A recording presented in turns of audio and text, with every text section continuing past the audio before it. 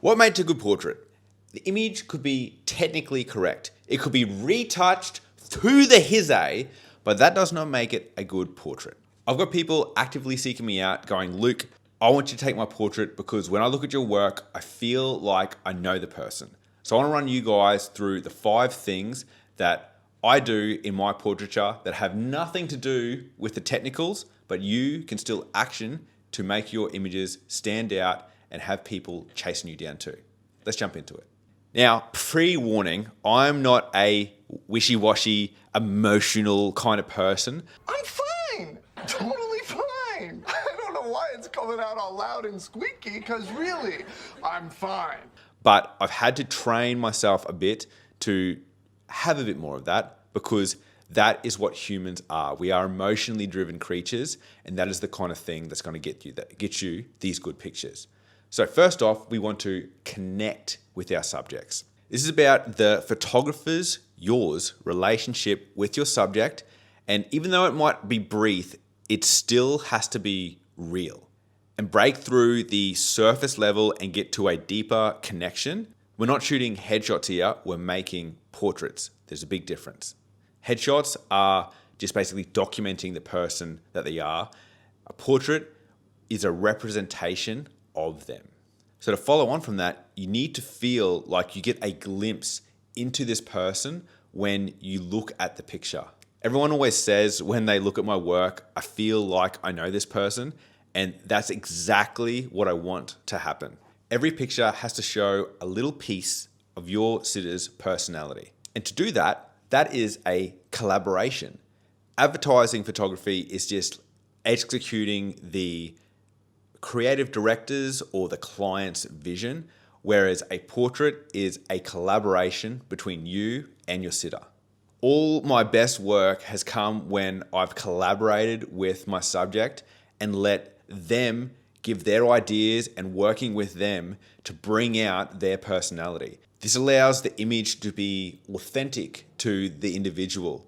You got to give them permission to express themselves. You know, they will go, hey, can we do it on the ground? Or I can do this thing with my hand. Or I have this sick prop.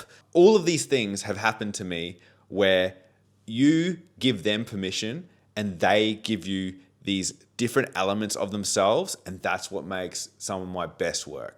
There's something special about looking into someone's eyes, and the eyes are a very important part of a great portrait. Now, not every picture has to be them staring straight into the camera, but the eyes have to draw you in to the picture. Your viewer's eyes and your subject's eyes have to lock. There can't be any distractions or anything to take the viewer's gaze away from staring into the eyes. And this can be done in camera, making sure that like my work is very simple, getting rid of distractions, taking that extra step to do that when you're taking the photo, and then also in the edit where you remove distractions or edit it so that all focus just comes into the eye line, and that's where your eyes are drawn to. And finally, like your girlfriend keeps telling you, you need to be present. What a girl wants. Being present means you can't be getting distracted thinking about what you got to do later in the day or other sounds that are going on or work next week. You need to be there.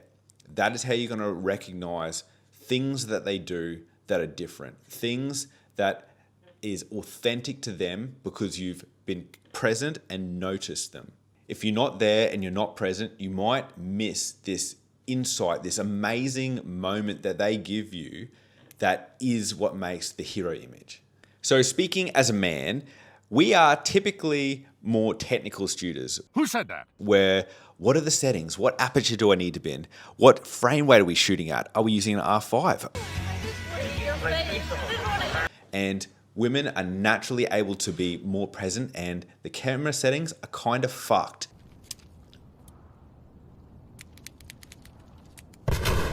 But we can teach ourselves to do these 5 things to be able to make more authentic portraits that really communicate your sitter's personality, who they are, and your subject understands that.